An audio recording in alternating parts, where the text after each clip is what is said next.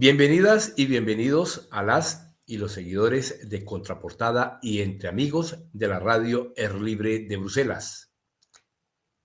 En esta tarde vamos a tratar el tema de la compleja situación que atraviesa Bolivia a nivel social y político de cara a las elecciones de este año, elecciones presidenciales que se celebrarán en agosto próximo.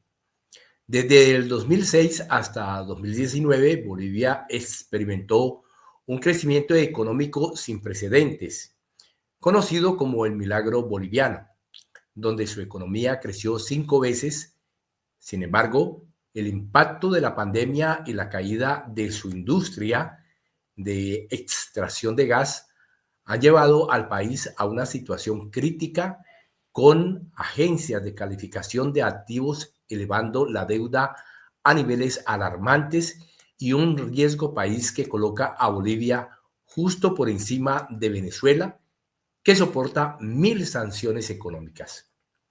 Este escenario no solo pone en jaque la economía, sino que también marca el inicio de un proceso electoral crucial que concluirá el próximo 17 de agosto. La crisis económica ha traído consigo un descontento palpable entre los ciudadanos, quienes enfrentan largas filas en las estaciones de servicios debido a la escasez de combustibles y un incremento insostenible en los precios de la canasta familiar. Las protestas se han intensificado, poniendo de relieve un malestar social profundo que clama por respuestas efectivas. Como resultado, la inminente elección será más que un simple trámite, será un referéndum sobre la capacidad de los candidatos para abordar esta crisis. El panorama político es muy complejo.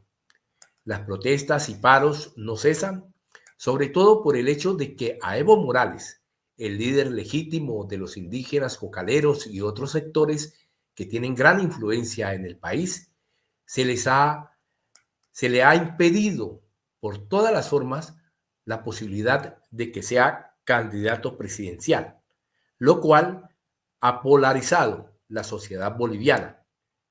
Muchos ven este hecho como una jugada política de Luis Arce, quien después de procesos judiciales se quedó con la sigla del Movimiento al Socialismo como partido oficialista y quien renunció a ser reelecto. Luis Arce intenta defender un modelo económico que ha sido criticado por su falta de adaptabilidad. La situación se complica aún más con las encuestas que muestran un apoyo menguante hacia su antecesor, Evo Morales, cuya imagen está marcada por controversias y un rechazo significativo por parte de las clases medias urbanas que abogan por la necesidad de cambiar los viejos liderazgos. A medida que se intensifica la campaña presidencial, han emergido personajes como Andrónico Rodríguez, presidente de la Asamblea, o Eduardo del Castillo, exministro del Interior y perseguidor de Evo Morales, entre otros, y los opositores, incluidos Samuel Doria Medina y Jorge Quiroga, que presentan alternativas para sustituir el modelo estatista actual. Proponen medidas que van desde el uso de fondos de estabilización hasta la liberación del mercado, pero su éxito dependerá de la percepción pública y la credibilidad de sus propuestas. Gonzalo Colque, economista que sigue el desarrollo de estas candidaturas, destaca que la clave estará en convencer a los votantes de que tienen la experiencia necesaria para revertir la crisis actual. Para tratar este tema hemos invitado al abogado, analista político y máster en comunicación social, Gabriel Villalba Pérez, un amplio conocedor de la situación por la que atraviesa Bolivia. Licenciado Gabriel Villalba, bienvenido a nuestra emisión en esta tarde. Bienvenido. Muchísimas gracias, un gusto compartir nuevamente contigo, querido hermano, y por supuesto con todos los hermanos, hermanas de la Patria Grande, que sin lugar a dudas hacen pues de la comunicación puentes para articularnos, para informarnos de todo lo que está aconteciendo en el plano regional fundamentalmente, en el plano de nuestros pueblos. El imperialismo norteamericano no duerme y hay que estar siempre prestos pues a comunicarnos, entablar diálogos pueblos a pueblos, que es fundamental para estos álgidos procesos electorales que estamos viviendo, fundamentalmente el próximo a desarrollarse el 17 de agosto en Bolivia. Bueno, licenciado Villalba, podría comenzar haciendo un contexto de la situación política y social y también económica que enfrenta Bolivia después de ese milagro boliviano que hubo entre 2006 y 2019 y cómo se contraponen a la situación actual de este país. Bueno, cuando la BBC de Londres se refería a Bolivia como el milagro económico boliviano, muy por detrás, además de un bonito título, eran un cúmulo de determinaciones políticas, de determinaciones de una acumulación revolucionaria histórica de hechos fundamentales. Tenemos el 89-90, la Marcha por la Vida, Tierra y Territorio, por ejemplo. El 2000, la guerra del agua contra la privatización de este recurso básico, estratégico como es el agua potable en la ciudad de Cochabamba. El 2003, la guerra del gas para evitar que los hidrocarburos bolivianos, como lo propuso el exmandatario Gonzalo Sánchez de Lozada, en boca de pozo dejen de ser del pueblo boliviano y pertenezcan a las grandes transnacionales, ¿no? Entonces, el 2009 se llevó adelante, por ejemplo, un referéndum para aprobar la nueva constitución política del Estado, que se circunscribe dentro del neoconstitucionalismo latinoamericano, una constitución ampliamente estudiada por diversos jurisconsultos, quizás un poco análoga a la de Ecuador en función a la novedad que incorpora la madre tierra como sujeto de derechos, por ejemplo, las actuaciones de los pueblos indígenas originarios campesinos, el reconocimiento preexistente de las naciones y pueblos indígenas, un montón de nuevos paradigmas civilizatorios y jurídicos que sin lugar a dudas se desarrollan desde la nueva constitución. Entonces, cuando se habla de este milagro económico boliviano, el título es bonito, ¿no? Pero en los hechos fue una determinación política del exmandatario Evo Morales Ayma el año 2006 de nacionalizar los hidrocarburos. Antes de la nacionalización de los hidrocarburos el 1 de mayo del 2006, el 80% de las ganancias devenidas de los hidrocarburos se iba con las empresas transnacionales y solamente el 20% se quedaba en Bolivia. De todo esto, pues Evo Morales revirtió esta fórmula, ¿no? Les dijo, muy bien, ¿quieren seguir explotando gas en Bolivia? El 80% se queda con el Estado boliviano, se queda con los bolivianos, a eso se denominó la nacionalización de los hidrocarburos, y el 20% correspondería, 18% en realidad correspondería a las ganancias devenidas producto de exploración y explotación de las empresas gasíferas y petroleras de Bolivia, ni siquiera bolivianas, transnacionales, ¿no? Situación que, por supuesto, generó una especie de capitalismo de Estado redistributivo, ¿no? Una suerte de acumulación de recursos que con los antes no contaba Bolivia, mismos que se han dispuesto para, por ejemplo, fomentar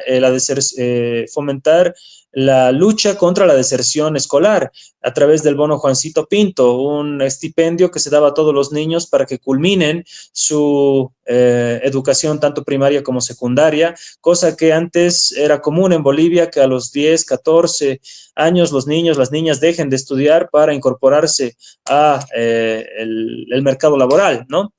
También para las madres embarazadas, subsidios, paquetes prenatales, postnatales, bonos para los adultos mayores, una redistribución de la riqueza como no se había visto jamás en la historia de Bolivia, tratando de erradicar las grandes asimetrías, las grandes brechas entre los que tienen mucho y los que tienen muy poco, ¿no? Esas brechas de desigualdad. Indicadores sociales del UNICEF, del Banco Mundial, de la CEPAL, del BID, dan cuenta que ese periodo de gobierno de Evo Morales fue de lo mejor que le tocó a Bolivia en relación a reducir estas brechas de desigualdad y al incremento de derechos sociales para toda la población y en las condiciones de vida, acceso a servicios básicos, acceso a bienes suntuarios, un montón de dádivas, digamos, que se deberían haber hecho durante muchísimos años atrás, pero que solamente con el gobierno de Evo Morales se llegaron a concretar. ¿Por qué? Porque Evo Morales es un hombre que es pues pueblo, es un hombre que ha sufrido la carencia en carne propia, es un hombre que ha sufrido el hambre, ha sufrido lo que es ver que tu hermano, tu hermana se muera por no tener una posta de salud en tu comunidad, por ejemplo, ¿no? Que tengas que caminar kilómetros para acceder a la educación primaria, a la educación secundaria, que tengas que mendigar lo que botaban de las flotas en los viajes interdepartamentales, los viajeros, los pasajeros, para poder satisfacer el hambre de la población fundamentalmente rural, en el área rural de nuestro país. Entonces, evidentemente Evo Morales representa todo ello y además representa la lucha indiscutible contra el imperialismo norteamericano. Cuando Evo Morales llega a ser dirigente, pues se enfrenta cara a cara con la DEA en la región del Trópico de Cochabamba, los productores de hoja de coca. Lo dan por muerto Evo Morales y posteriormente, ya en su mandato, llega a expulsar al embajador Philip Goldberg de Estados Unidos y llega también a erradicar las bases militares norteamericanas en territorio boliviano, la más importante, la base militar de Chimoré, donde se realizaban violaciones sistemáticas a derechos humanos, fundamentalmente del sector cocalero, ¿no? Entonces, toda esta situación es un andamiaje que el imperialismo norteamericano nunca le ha perdonado a Evo Morales y durante sus 14 años de gobierno buscaron erradicarlo, sea electoralmente, sea judicialmente, sea políticamente, no pudieron, no lograron. Ahora, lamentablemente, durante el gobierno de Yanine Áñez se da este golpe cívico-policial, el denominado golpe de Estado, la autoproclamación de Yanine Áñez, que obligó a Evo Morales a fugarse del país para salvar su vida.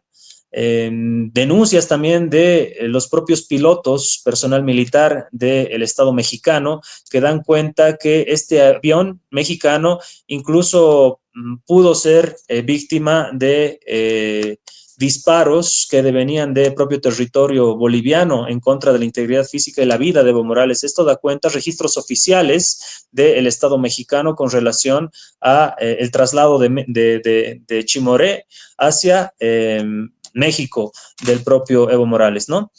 Entonces, tienes todo este cúmulo de situaciones y finalmente la continuidad del régimen de Yanine Áñez se ha expresado lamentablemente con Luis Alberto Arce Catacora, al estilo de Lenín Moreno en Ecuador, ¿no?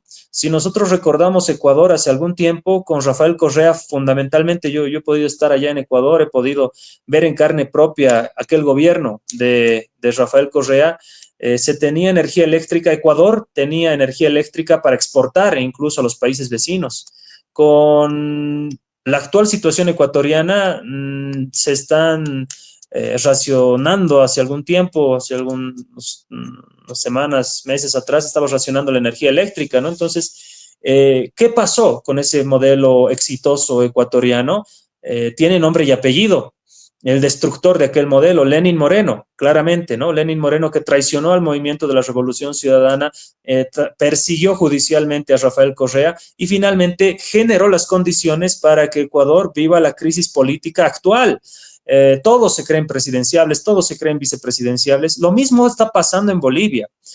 Luis Alberto Arce Catacora llega a asumir la misma misión del imperialismo norteamericano que ha sido llevada adelante en Ecuador por Lenín Moreno, por ejemplo. El señor Luis Alberto Arce Catacora es el Lenín Moreno boliviano. Se ha encargado de destruir, de atomizar el movimiento popular, de destruir la organización política denominada Movimiento al Socialismo. Hoy por hoy en Bolivia tenemos una papeleta electoral en la cual figuran 10 candidatos, 8 de ellos de extrema derecha, cortados por la misma tijera, y 2 de ellos que son calificados por el multimillonario Marcelo Claure, vocero del imperialismo norteamericano acá en Bolivia, como una oposición constructiva, es decir, ya los dan por derrotados y pues se sabe que la intencionalidad geopolítica es que la derecha gobierne en Bolivia y para ello han tenido que sacarlo a Evo Morales de la jugada, sacarlo a Evo Morales de la partida electoral, con chicanas jurídicas. Si nosotros analizamos de manera legal, de manera constitucional, la sentencia constitucional 1010, el auto constitucional 083, la sentencia constitucional 007 quebrado 2025, no existen argumentos legales para limitar el ejercicio del derecho político de Evo Morales a poder acceder a la candidatura por la presidencia, siendo que él no estaba en periodo de gobierno y en Bolivia no existe la figura de periodos de mandatos discontinuos, solamente existen prohibiciones para los mandatos, los periodos de mandato presidenciales continuos. Por ende, por donde se lo vea, Evo Morales en los hechos, si viviéramos en un Estado social, democrático y constitucional de derecho, estaría total y plenamente habilitado. Lamentablemente en Bolivia no vivimos en un Estado de derecho. Tenemos más de 150 compañeros del sector campesino, cocalero, detenidos ilegalmente. Esto da cuenta de presos políticos. Tenemos una represión que se ha demostrado desde el año pasado, particularmente las últimas imágenes que se han enviado a la comunidad internacional dan cuenta de la semana pasada, también esta semana, una represión policial brutal como ni siquiera en tiempos de la dictadura se daba en Bolivia, ¿no? Entonces, sedes campesinas, sedes sindicales, que parecen sedes policiales, han sido intervenidas por policías y son los policías los que resguardan estas sedes y, por supuesto, dan paso simplemente a dirigentes afines al gobierno, dividiendo las organizaciones sociales, prebendarizando, generando todo un cúmulo de corrupción y de corruptela, clientelismo por parte de organizaciones sociales que son compradas con el dinero del Estado, con el dinero de Arce y Choquehuanca, y pues una incertidumbre de llevar adelante las elecciones generales como nunca antes se había visto, producto de la escasez de los productos de primera necesidad, la subida de los productos de primera necesidad en Bolivia, como en el 2003 estamos volviendo a hacer filas por pan, estamos volviendo a hacer filas por arroz, por fideo, por cargar el combustible, por gasolina, por diésel. Estamos volviendo a hacer filas por productos de primera necesidad que además se han disparado en sus precios. Los productos han subido 3, 4 veces su precio. El boliviano se está devaluando, el dólar norteamericano pues se ha también disparado, va a llegar, se estima, a 20 bolivianos un dólar. Esto da cuenta de el hecatombe económico en el que estamos, ¿no? Cuando en tiempos de Evo Morales era 6,69 bolivianos, equivalente a un dólar norteamericano. Entonces, da preocupación a nivel regional e internacional lo que está aconteciendo, no solamente las violaciones sistemáticas de derechos humanos, sino la destrucción de todo un modelo económico exitoso y por supuesto se regocija la derecha continental y la derecha regional, puesto que dicen, ahí está, un ejemplo más de que el socialismo ha fracasado, de que el masismo ha fracasado, de que esos modelos del socialismo del siglo XXI no sirven. Sin embargo, no hacen la diferenciación entre los 14 años de Evo y los 5 nefastos años de Luis Alberto Arce Catacora. Quizás eso podemos redondear con relación a lo que está aconteciendo en Bolivia, sí, a muy grandes rasgos. Hay una situación que se ha presentado no solamente de ahora, sino hace algún tiempo. Recordemos de que hace precisamente un año le hice una entrevista a usted eh, con relación al llamado autogolpe de Luis Arce. Eso fue en junio del año pasado. Esta situación, en esa época se venía a la confrontación precisamente por el liderazgo del movimiento al socialismo. Eh, ¿Quién se quedaba con ese liderazgo? Habían de pronto también escenarios posibles de unidad, de entendimiento, algunos algunos organismos internacionales, digamos, algunos foros, estaban también intentando de que pues este entendimiento fuera posible entre las dos partes, entre estos dos líderes, para evitar precisamente esa división dentro de este movimiento, partido político que pues es el que ha significado ese cambio profundo en Bolivia, tanto económico como social. pero sin embargo, pues no se ha podido ser. ¿Cuáles son los factores que han influido en esta situación para que no haya ese entendimiento entre estos dos líderes y que hoy se presente la situación que se está presentando? Fundamentalmente la proscripción hacia Evo Morales, ¿no? No puede haber entendimiento cuando el gobierno ha atentado contra la vida del ex dignatario Evo Morales Ayma. No solamente ha buscado eliminarlo mediáticamente, eliminarlo políticamente, inhabilitarlo electoralmente, sino ha buscado su cabeza, ha buscado terminar con su vida. El atentado perpetrado el año pasado, que da cuenta de cómo en cualquier parte del mundo un atentado contra un ex alto dignatario hubiera sido motivo de investigación. Sin embargo, en Bolivia, este hecho ha sido desestimado por el propio Ministerio Público, por la propia Fiscalía, indicando que no existían los elementos suficientes para investigar el hecho. Sin embargo, existe amplia prueba documental, videos, testimonios, fundamentalmente prueba audiovisual, que da cuenta del atentado sufrido contra la vida y la integridad física de Evo Morales y todo su equipo en el trópico de Cochabamba. Han llegado a atentar contra la vida de Evo. Por otro lado, las proscripciones descaradas. El año 2021, cuando el gobierno de Luis Alberto Arce Catacora estaba siendo amenazado por las oligarquías fundamentalmente de Santa Cruz de la Sierra, Evo Morales organiza la denominada Marcha por la Democracia, desde la localidad de Caracollo hasta la sede de gobierno, la ciudad de La Paz. Llegando esta marcha el 9 de noviembre del 2021, pueden revisar la información. Esta marcha de alrededor de 1 millón de personas fue convocada por el propio Evo Morales para apoyar el gobierno legal y legítimamente constituido, además en las urnas con el 55% de Luis Alberto Arce Catacora. ¿Cómo respondió Luis Alberto Arce Catacora el 9 de noviembre del 2021 a ese gran espaldarazo político que le daba Evo Morales? Pues a través de sus operadores incrustados en el órgano judicial, el gobierno de Arce y Choquehuanca, atemorizados por el poder de convocatoria de Evo Morales, por el poder y la musculatura política que demostró en aquella movilización Evo, por más de que haya sido en apoyo al gobierno, desde el gobierno se gestionó que nuevamente se reavive el denominado caso Zapata, otorgándole a la señora Gabriela Zapata su libertad condicional, reavivando nuevamente en la opinión pública y en todo el debate nacional este gran denominado caso Zapata, por el cual se perdió el referéndum del año 2016, del 21 de febrero del 2016. Entonces, desde aquel momento ya veíamos ciertos ataques, en ese momento disimulados, ¿no?, por parte del gobierno hacia la figura, hacia la imagen y hacia el liderazgo de Evo Morales. El año 2022, cuando Evo Morales solicitaba reuniones ya todavía a instancias del partido, del Movimiento al Socialismo con el gobierno, para hablar sobre posibles cambios de gabinete. El propio presidente de Estado, Arce, pues hacía de oídos sordos y se hacía la burla de las convocatorias de Evo Morales, manteniendo a todo su gabinete ministerial e indicando que no iba a aceptar ni siquiera sugerencias en torno al manejo del Estado, dilapidando la gran oportunidad de tener a un gran estadista y estatista como es el señor Evo Morales, acompañando el gobierno de Luis Alberto Arce Catacora, ¿no? Posteriormente, en aquella fecha también se descubrieron los negocios de los hijos del presidente vinculados a negocios de electricidad, a negocios de hidrocarburos, a negocios del litio fundamentalmente, ¿no?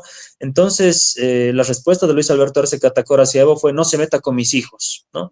Y de esa manera también se comenzó a divorciar del movimiento popular campesino, indicando que el gobierno de Arce era un gobierno de intelectuales, un gobierno de académicos, un gobierno de gente pensante, no así gente de los 14 años de Evo Morales. Posteriormente, en el aparato estatal donde aún estaban trabajando servidores públicos afines a Evo Morales, fueron todos y cada uno de ellos totalmente despedidos, desvinculados de su fuente laboral por el solo hecho de apoyar a Evo Morales Ayma, ¿no?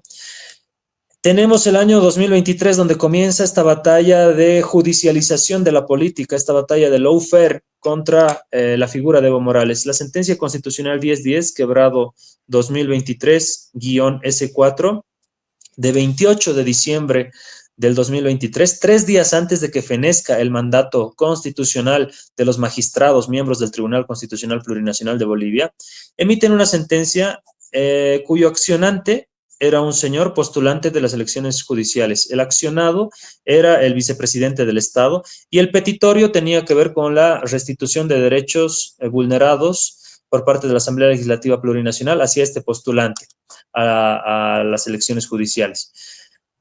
Nada tenía que ver con Evo Morales.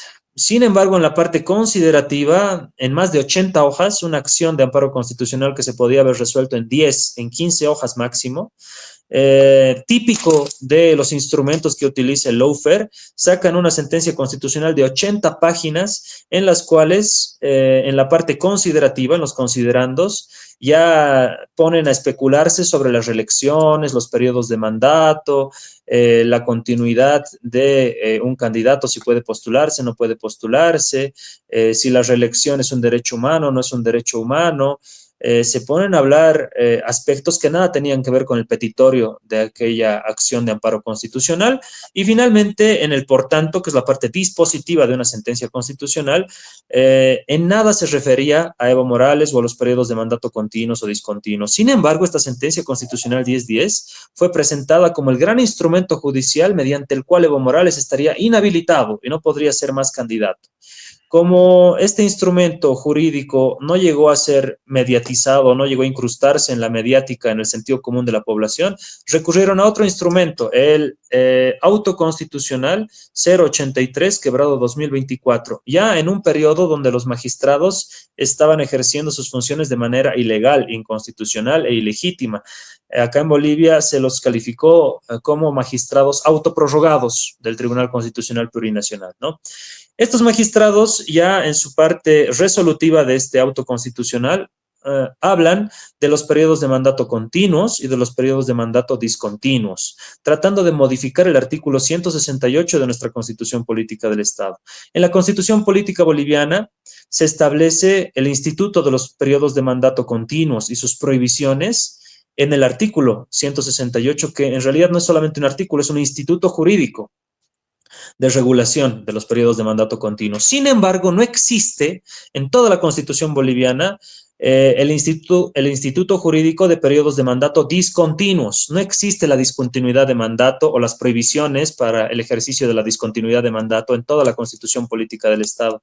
Y si así hubiera querido el constituyente que exista, pues lo hubiera puesto en un acápite o en un otro artículo diferente al artículo 168 de nuestra Constitución, que a la letra dice lo siguiente. Vamos a proceder a dar lectura para que nos entiendan mejor los amigos que nos ven desde el exterior.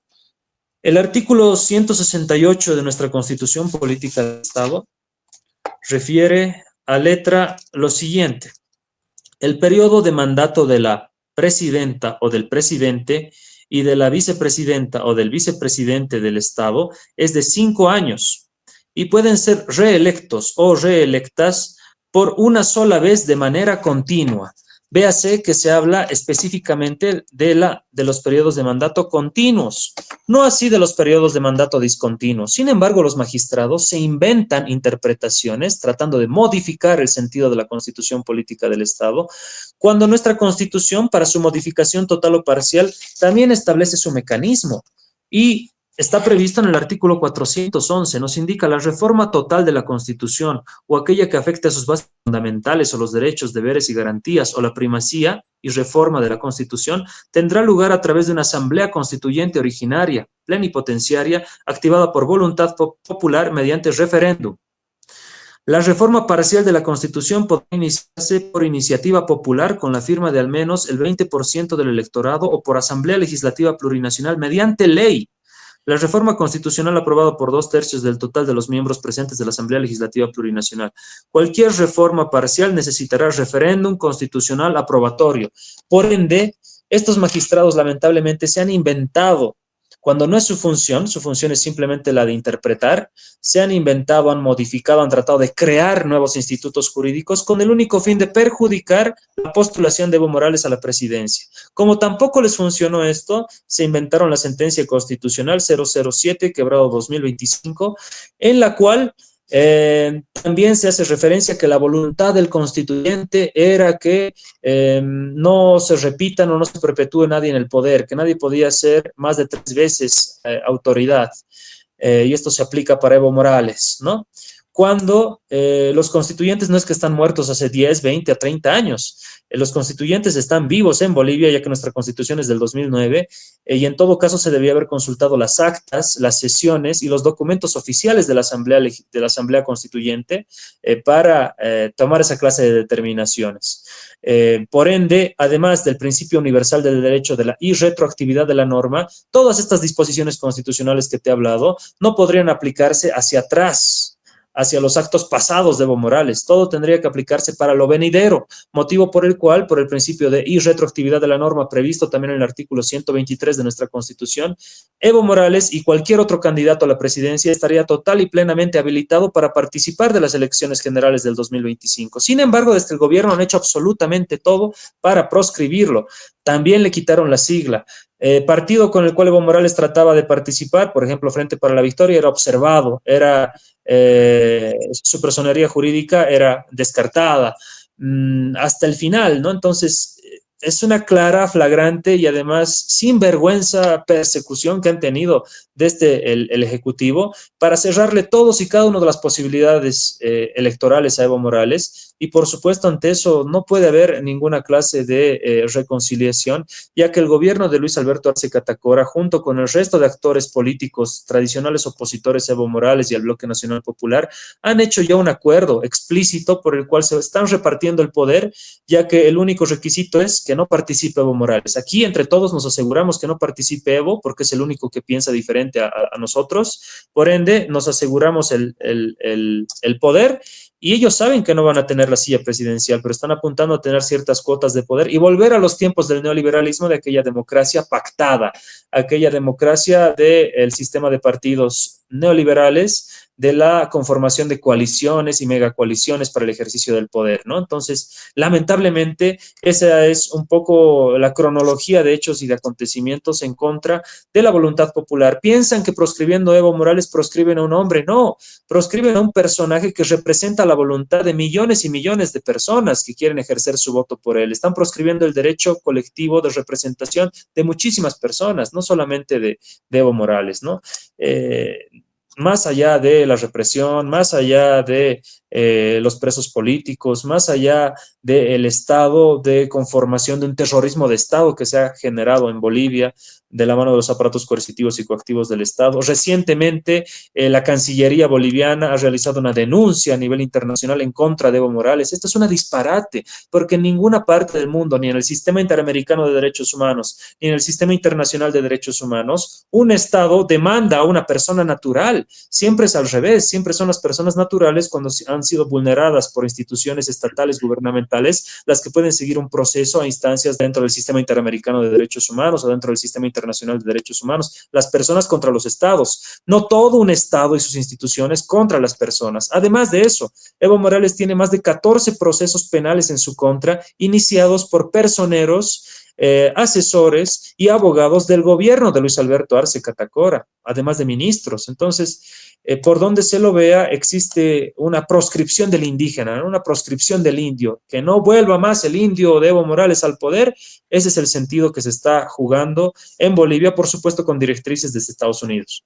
Estas disputas políticas al interior del MAS y pues lo que se ha venido dando contra Evo Morales, toda un lawfare, como usted lo ha dicho hace algún momento, pues también de cierto modo pues han servido para fortalecer figuras políticas de derecha y también otros personajes que pescan en río revuelto en este momento y pretenden ser los mesías salvadores de Bolivia. ¿Qué relevancia tienen estos personajes de cara a las próximas elecciones presidenciales en el mes de agosto? Tenemos políticos de toda clase, de toda laya, que los unifica el odio, el desprecio hacia Evo Morales y el acuerdo tácito de que Evo no tiene que participar de estas elecciones. No solamente tácito, público, abierto, lo han dicho y se han reunido para ello, ¿no? Todos los candidatos repiten con un mismo libreto de que Evo está inhabilitado, de que Evo constitucionalmente no puede candidatear. Dentro de esto existen alianzas, pactos, por ejemplo, la alianza popular entre Eva Copa con el señor Andrónico Rodríguez, a la cual también se quiere sumar el señor Eduardo del Castillo del Carpio, ex ministro de gobierno del gobierno de Arce, justamente. Y por otro lado, los personajes de la derecha más fuerte, que son Jorge Tuto Quiroga y Samuel Doria Medina, ¿no? Sin embargo, estos políticos están preocupados en las elecciones del 17 de agosto, en hacer pactos, alianzas, quién se va a bajar de las candidaturas, quién no se va a bajar de las candidaturas, quién va a tener sigla, quién no va a tener sigla, si van a aliarse, no van a aliarse, cómo van a participar, quién va a ser presidente, quién va a ser vicepresidente, cosa que se define esta semana hasta el 6 de junio. Pero la realidad política del boliviano es otra. La agenda política real del boliviano es otra, no es la de las elecciones generales. La agenda del boliviano de a pie de todos los días y lo que se está discutiendo en las calles no son las elecciones del próximo 17 de agosto, quién va a ser candidato, quién no va a ser candidato, por quién votar, por quién no votar. Se está debatiendo en Bolivia la carencia de productos de primera necesidad, se está debatiendo en Bolivia que muy probablemente no tengamos gasolina por 2 meses porque puertos chilenos ya han pues comunicado al Estado boliviano que mientras no se les pague, no va a existir esta suerte de comercialización de combustibles. El Estado boliviano está en quiebra actualmente por la pésima administración de Luis Alberto Arce Catacora. Él es el único culpable, no como quieren hacer ver los 20 años de socialismo, los 20 años del castrochavismo, de Evo Morales y Arce. Evo Morales es una cosa muy distinta a lo que fue Luis Alberto Arce Catacora. Es más, Evo Morales desde el año 2022 ya dijo que no es parte del MAS, porque no va a ser cómplice de la hecatombe económica que se está generando, de los actos flagrantes y públicos de corrupción de diferentes ministros de Estado, y no va a ser cómplice de que se esté saqueando al pueblo boliviano a nombre del movimiento al socialismo. Por ende, Evo Morales ya desde el año 2022 refirió que no es más del MAS. Sin embargo, ese fue el inicio para que pues se lo deje sin sigla, se lo deje apartado de toda chance electoral y desde el gobierno se busque una suerte de pacto de impunidad entre todos los actores de la derecha tradicional boliviana, incluidos los actores de la supuesta izquierda que demuestran Andrónico Rodríguez y Eva Copa, que se reúne abiertamente en Estados Unidos frecuentemente para recibir directrices, y el señor Eduardo del Castillo del Carpio, que a voz en cuello gritaba a favor de Evo el año 2014, 2015, y que hoy por hoy, desde el año 2022, se ha convertido en su principal perseguidor, tratando de generar zozobra y estigmatizando a la región del Trópico de Cochabamba, cuando en Bolivia los principales narcotraficantes están en Santa Cruz de la Sierra. De Santa Cruz de la Sierra han salido las noticias de carácter público e internacional de envío de grandes cargamentos de cocaína hacia aeropuertos de España fundamentalmente. Esta es información pública. No, el señor Eduardo del Castillo del Carpio ha invertido todas sus fuerzas en hacer ver como que la región del Trópico de Cochabamba, donde está el movimiento cocalero, donde está Evo Morales, es el centro del narcotráfico en Bolivia. Nada más falso.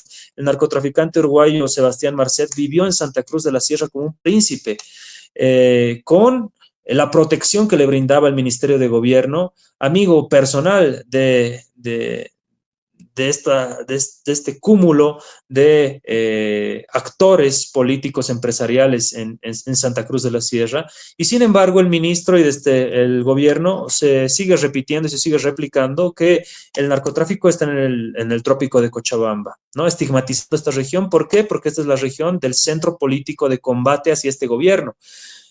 Por ende, sin lugar a dudas, estamos en una suerte de acorralamiento hacia la voluntad popular, de proscripción hacia la voluntad de las grandes mayorías populares. Ese bloque plurinacional popular en Bolivia está siendo flagelado en sus derechos de representación, en sus derechos de escoger y ser elegidos, elegir y ser elegidos. ¿Por qué? Porque todos los candidatos, incluido Andrónico Rodríguez, incluido el señor Eduardo del Castillo del Carpio y el resto de 8 opositores abiertamente de derecha, y estos otros dos anteriormente mencionados que se presentan como opciones de izquierda, representan exactamente lo mismo. Representan la voluntad del imperialismo norteamericano de dejar afuera, al margen, a Evo Morales. Y si dejas al margen a Evo Morales, si dejas afuera de las elecciones de Evo Morales, puedes hacer en Bolivia lo que te dé la gana, con esa oposición minúscula de izquierda, que representa Rodríguez y Eva Copa, y la hegemonía de esos 8 candidatos de derecha que abiertamente reciben el gran espaldarazo del Departamento de Estado de Estados Unidos, y además también lo ha referido públicamente el multimillonario boliviano, dueño del Club Bolívar, Marcelo Claure, que la siguiente Bolivia pues va a ser con estos opositores de derecha, y que a Evo Morales lo van a aprender por terrorismo, lo van a aprender por corrupción o por narcotráfico, ¿no? Es decir, es un infidente, este señor Marcelo Claure, multimillonario boliviano, infidente de los planes del imperialismo norteamericano para Bolivia. Así es como opera, basta con revisar su cuenta de ex. Hecho al Elon Musk boliviano, ¿no? Es un sujeto sumamente, además, en entrevistas con la periodista Jimena Antelo, no tiene el más mínimo criterio político. Será un gran empresario, multimillonario, pero es un analfabeto político, y eso lo hace mucho más peligroso con relación a los designios que pueda generar, con relación a lo que pueda acontecer. ¿Qué factores han llevado al descontento social en torno a la escasez de combustibles y el incremento de precios de productos básicos? ¿Qué le ha fallado a Arce en su política económica? Es una cuestión de modelos, ¿no?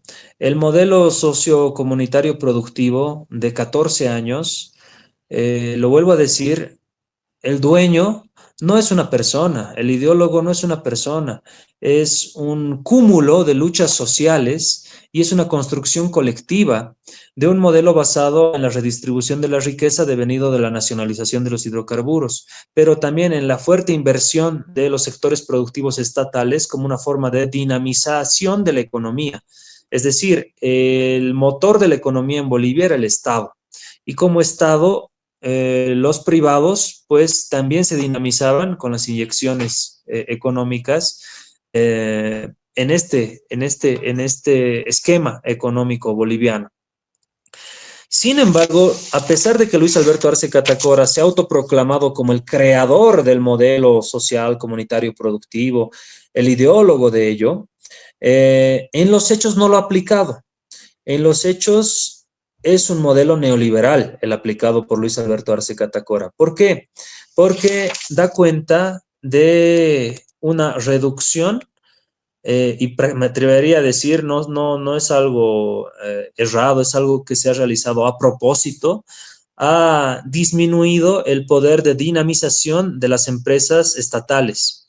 Yacimientos de litio bolivianos han sido parados en su producción, indicando que durante los 14 años de Evo Morales se debería haber optado por otro mecanismo de extracción directa de litio, y no por el que ya se estaba encaminando el Estado boliviano para convertirse en industrializador del litio boliviano. Sin embargo, Luis Alberto Arce Catacora se ha dedicado de destruir, si bien su discurso es la industrialización, en los hechos se ha encargado de destruir a la economía de las empresas estatales. Uno de esos ejemplos es Yacimientos de Litio Bolivianos, YLB. Otro ejemplo, YPFB. Ha puesto en YPFB a un gerente totalmente inoperante que nunca antes había pisado el Estado, un sujeto que ha generado, junto con los hijos de Luis Alberto Arce Catacora, un caso que es ampliamente conocido y connotado en Bolivia, el caso Bo Trading. Es una empresa que se adjudicaba la comercialización de hidrocarburos, una empresa fantasma cuyos capitales estaban invertidos y relacionados con este señor de YPFB y con los hijos del presidente Arce, y compraba a precio reducido el carburante y lo vendía a precio exorbitante. Como esta empresa hay muchas, el eje central de la política económica de Luis Alberto Arce Catacora es la corrupción. las empresas constructoras a las cuales participan en licitaciones directas con el Estado ya no quieren participar porque no es ningún negocio ya realizar obras para el Estado, ya que te saca plata el ministro, te saca plata el director de obra, te saca plata el viceministro, te saca plata el diputado, el senador que te ha hecho adjudicar el proyecto. Entonces, no existe ya ganancia para el empresario, el que tiene su empresa de construcción, para realizar obras estatales que dinamizaban la economía, ¿no? Por ende, me animaría a decir que el eje central de la política de Luis Alberto Arce Catacora es una columna eh, muy bien montada de corrupción que ha desestructurado todo ese dinamismo económico que se estaba dando durante el gobierno de Evo Morales. Si tú metes mano en la plata estatal de absolutamente todo, por supuesto, todo te va a salir mal. Y eso es lo que está pasando con Arce Catacora, ¿no? Y cuando se ven problemas, dice, no, es que los problemas son los bloqueadores, son los puntos de bloqueo, cuando es totalmente al revés. Existen puntos de bloqueo en Bolivia y existen bloqueos en Bolivia porque no existen combustibles, no al revés. Por ende, sin lugar a dudas, tenemos que estudiar a profundidad este modelo de Arce, que es totalmente diferente al modelo de Evo Morales, ¿no? Y no se puede meter en la misma bolsa la administración económica de Evo Morales con la pésima administración de Luis Alberto Arce Catacora. ¿Cómo afecta la percepción pública de Evo Morales en la dinámica política actual? Pues a Evo Morales sabemos de que no lo han dejado presentar su candidatura presidencial y pues considerando los diversos niveles de apoyo que todavía conserva, pues cuál sería esta percepción que tiene el pueblo boliviano de este gran líder político como ha sido Evo Morales. La percepción con relación a Evo es, me atrevería a decir, un 50-50, ¿no? ¿Por qué? Porque de imagen positiva, 50% de imagen negativa. Porque ha existido un trabajo comunicacional bárbaro por parte del Viceministerio de Comunicación, pendiente del Ministerio de la Presidencia del gobierno de Arce, para fustigar y atacar con absolutamente todo la imagen de Evo Morales, con los mismos argumentos, lamentablemente, que utilizó la derecha recalcitrante y odiadora del movimiento popular campesino el año 2019. Si tú, como periodista, haces un análisis del discurso de odio contra Evo Morales el año 2019 y antes del golpe de Yanine Áñez, te vas a dar cuenta que ese discurso se ha reciclado y se está volviendo a utilizar desde el año 2022 hasta el año 2025 en contra de Evo Morales. Entonces, ¿cuál es la diferencia cualitativa que existe entre los denominados pititas o los denominados opositores al movimiento popular campesino con los actuales personeros gubernamentales, autoridades, ministros? No existe ninguna diferencia.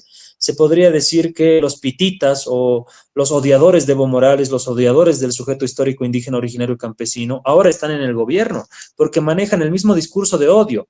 Lo califican de violador de la Constitución, lo califican de violador de menores, lo califican de pedófilo, lo califican de que se ha embolsillado el dinero. El mismo discurso de odio de la derecha es el mismo discurso que aplica el gobierno de Luis Alberto Arce Catacora en contra de Evo Morales. Entonces no hay diferencia cualitativa con relación a estos personajes. Y ese trabajo de generación continua y bombardeo comunicacional en redes sociales, en radios, en programas televisivos, a través de la pauta publicitaria, que es un dinero que directamente les da el gobierno boliviano a través del Ministerio de la Presidencia, por intermedio del Viceministerio de Comunicación, a todos y cada uno de los medios de la denominada pauta publicitaria, incluido Telesur, incluido Russia Today, pues da cuenta que se ha montado un cerco comunicacional que no permite que la información que verdaderamente acontece en Bolivia salga hacia afuera, hacia Latinoamérica y hacia el mundo,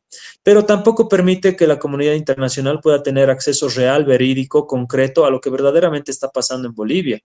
Una suerte de panóptico aplicado desde el gobierno, una suerte de gran hermano que vela por toda la información que entra y sale de Bolivia, cuidando que siempre sea favorable al gobierno de Arce y Choquehuanca y construyendo una imagen negativa contra Evo Morales, como Evo el ogro de la democracia, el que hace todos los problemas y nos tiene en problemas a todos los bolivianos, cuando ni siquiera está en ejercicio del poder, ni siquiera está en ejercicio del gobierno, ¿no? Entonces, existe todo esto, por eso me atrevo a decir que la imagen de Evo Morales, muy a pesar de eso, está deteriorada, pero en los hechos, si tú cualquier persona en Bolivia, en cualquier ciudad de Bolivia, cómo estaba con Evo y cómo está ahora, toda la gente te va a decir, con el Evo estábamos bien. Las caseras que se dedican a negocios de venta de sándwiches, por ejemplo, me hablaban hace un tiempo, con el Evo yo compraba 30 panes, con esos 30 panes ponía mortadela, carnes frías, vendía, los 30 se vendían, joven.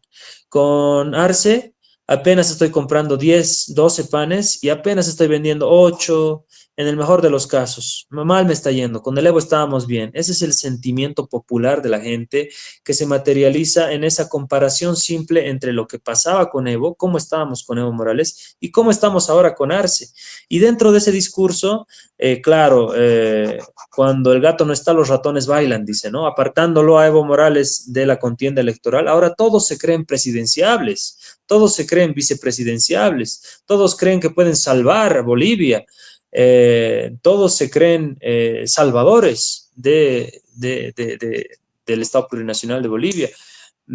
Porque si estaría Evo en las encuestas que se realizan, pues ampliamente gana con más del 40%. En la última encuesta realizada por CS Mori, difundida con el permiso del Tribunal Constitucional, perdón, del Tribunal Supremo Electoral de Bolivia, todos los candidatos actuales a la presidencia de Bolivia no pasaban en preferencia electoral del 20%. Si tú haces encuestas en Bolivia y no lo pones a Evo Morales, ningún candidato pasa del 20% de intención de voto. Si tú haces la misma encuesta, otras encuestadoras no oficiales realizaban el mismo ejercicio poniéndolo a Evo Morales en las encuestas, ampliamente Evo sacaba un 40% y una diferencia de 10 puntos porcentuales con cualquiera de los otros candidatos, cosa que le permitiría ganar en primera vuelta electoral, ¿no? Entonces, eso es lo que están cuidando, todo este pacto político que se ha gestado en Bolivia, de los 8 opositores y de los 2 frentes de supuesta izquierda, ¿no? Son lo mismo, son políticos cortados por la misma tijera. El único objetivo que no participe Evo Morales con el fin de repartirse el poder entre ellos. Bueno, precisamente con toda esta situación compleja que se está presentando en Bolivia a nivel político y pues con todas las tensiones sociales, pues ¿qué papel van a jugar estas tensiones, este panorama complejo político en el clima electoral de Bolivia y cómo podrían también influir en los resultados del 17 de agosto? Tenemos un esquema muy bien montado y hay que entenderlo para explicarlo también a la comunidad internacional. El esquema construido desde el año 2022, 2023, 2024 con múltiples insumos jurídicos, entre comillas, constitucionales, entre comillas, electorales, entre comillas, que permiten la proscripción de Evo Morales. En esta proscripción de Evo Morales, ante su inhabilitación, un trabajo sistemático para su inhabilitación, pues se han conformado diferentes candidaturas de derecha.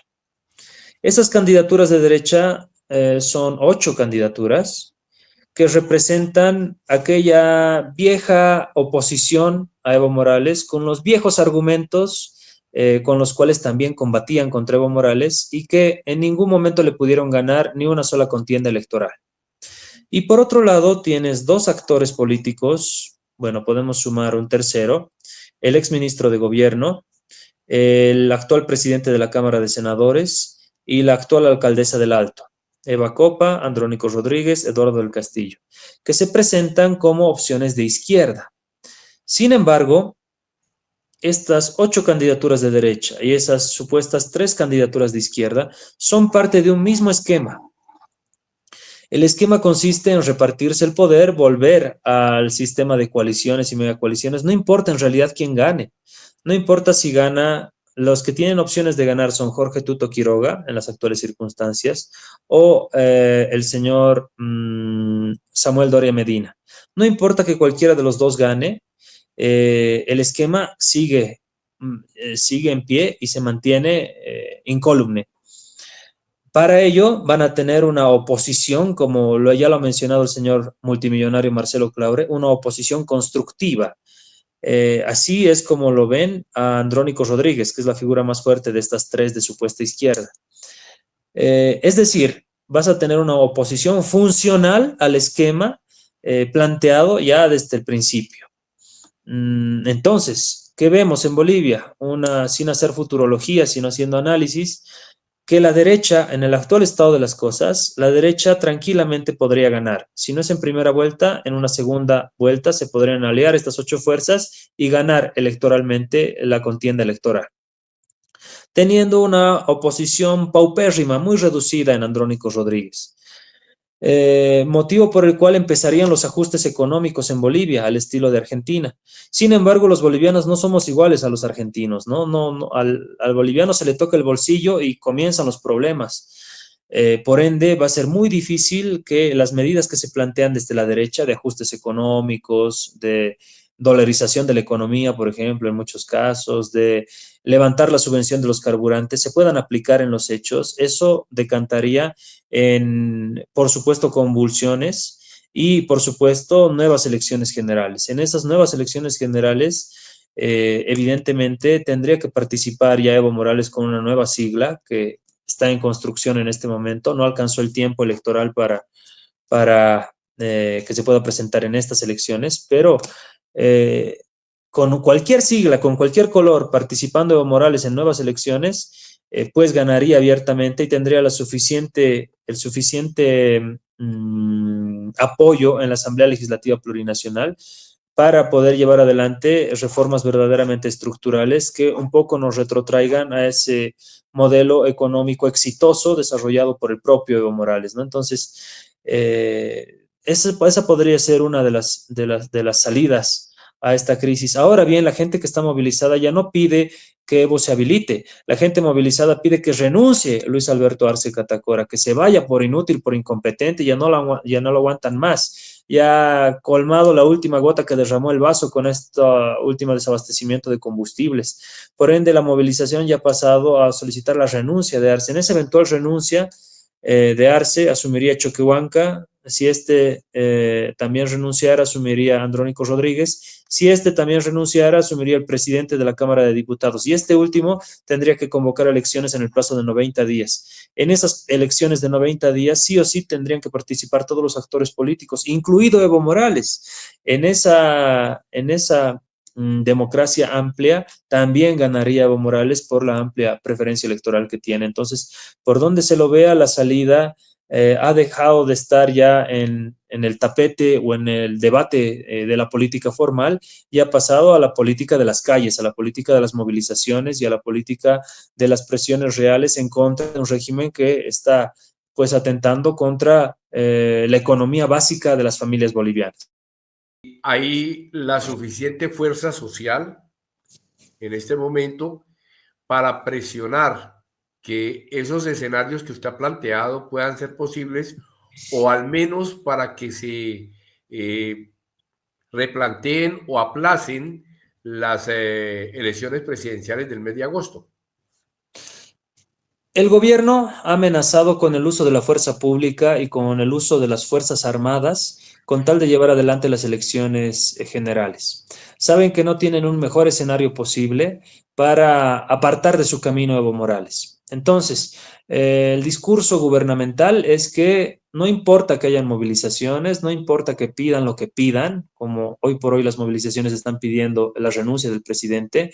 Nosotros vamos a asegurar las elecciones generales con incluso la utilización de la fuerza pública del ejército. Esto da cuenta de una decisión totalmente ilegal, totalmente inconstitucional, ya que las Fuerzas Armadas no pueden salir a las calles a reprimir al pueblo boliviano, ¿no? Sin embargo, esa es la amenaza que ha lanzado el ministro de Defensa, Edmundo Novillo, Otrora gran amigo de Evo Morales, miren cómo es la política, ¿no?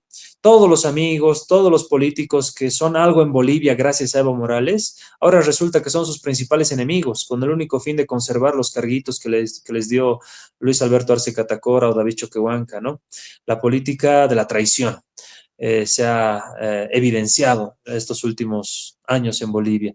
Entonces, lo que se ve es que una amenaza clara y flagrante del gobierno, además pública, de decir que va a llevar adelante sí o sí las elecciones, diga lo que diga la gente, piense lo que piense la gente. ¿Por qué? Porque es la protección del esquema que les estaba diciendo hace un momento. Ellos saben que no van a encontrar mejor ocasión que esta, que ya la han armado durante 3 años, para sacar de la jugada política, de la contienda, de la competencia electoral a Evo Morales. Y por eso, entre todos los que están, entre los 12 personajes, tienen que asegurarse que sí o sí se desarrollen las elecciones, porque caso contrario, si Evo Morales entrara a la competencia electoral, no tendrían oportunidad de absolutamente nada, de hacer sus alianzas, de hacer sus pactos, de hacer sus coaliciones y gobernar en Bolivia. Por eso lo tienen que excluir a este personaje, Evo Morales, y repartirse el poder entre estos políticos, pues convenencieros del momento que han construido durante 3 años. Para terminar la entrevista, ¿cuáles serían los desafíos que tendría Bolivia en este momento en materia económica, en materia social y también en materia política? En materia económica, fundamentalmente, volver a la estabilización del boliviano con relación al dólar. Dinamizar la economía de la mano de proyectos, obras que no le estén sacando impuesto a los que realizan estas obras o estos proyectos o estas construcciones. Es decir, tienes que eliminar la corrupción en Bolivia, los cobros irregulares que se realizan desde el Estado, desde diferentes ministerios, a la gente que quiere aportar, a la gente que quiere trabajar por el desarrollo del país. Se tienen que también revisar múltiples acciones económicas que se han montado durante el gobierno de Arce, por ejemplo, la ley del oro, que más que otorgarle facilidades a los exportadores de oro bolivianos, les otorga múltiples trabas por los cuales los mineros han decidido pues optar por el contrabando de la extracción del oro y otros minerales, cosa que ha debilitado la industria minera en Bolivia, que es motor fundamental históricamente del Estado Plurinacional de Bolivia, ¿no? Si nos hemos quedado sin ese andamiaje de lo económico, por supuesto que se tiene que nuevamente repensar de la mano de los proyectos que ya se tenían en primera etapa, segunda etapa, tercera etapa, de la industrialización del litio, cosa que ha sido parada durante el gobierno de Luis Alberto Arce Catacora, solamente porque eran ideas de Evo Morales, ¿no?